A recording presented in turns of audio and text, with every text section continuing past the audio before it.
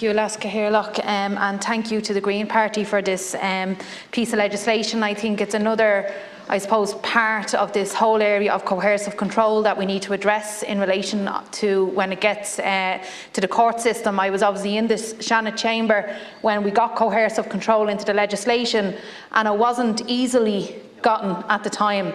There was a huge amount of work that had to happen in the background.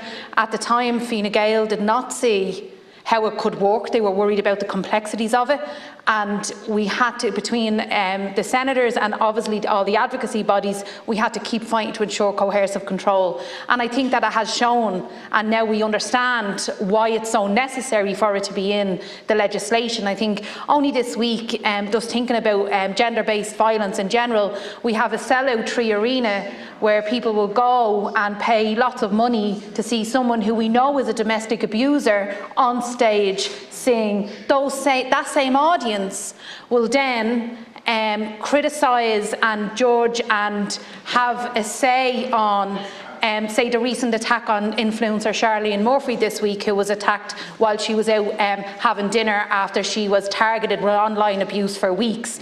So we have a society that on the one hand ignores domestic violence when it's a talented, charismatic, good-looking, whatever man, and we ignore it and we support them and we kind of turn a blind eye. And we even do it in our own friends groups, in our own families, in our own communities. We have friends who we know and we observe are actually engaging in coercive control.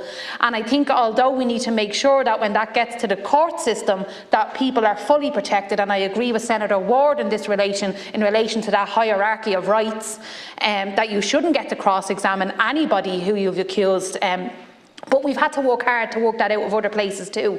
I mean, in the family law courts, the push towards mediation,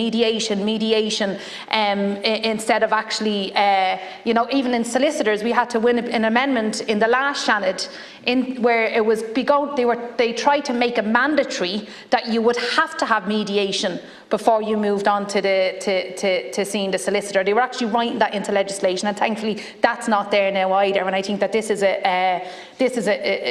another part of it. But I do think, as well as legislation like this, there needs to be some sort of public campaign for people to actually understand what coercive control is and what it means for people's lives to even get to the point where you'll go to court. And if we're not going to hold people accountable in our own lives and our own communities and our own spaces, how do we ever think that a victim is going to think that a court of law is going to hold somebody accountable if their own family and friends don't actually hold the perpetrator accountable? And I think we need to be having conversations along those lines. And I think in relation to refuges, of course, refuges need investment, but we also need to acknowledge now that what the refuges are saying is they have nowhere to move people on to.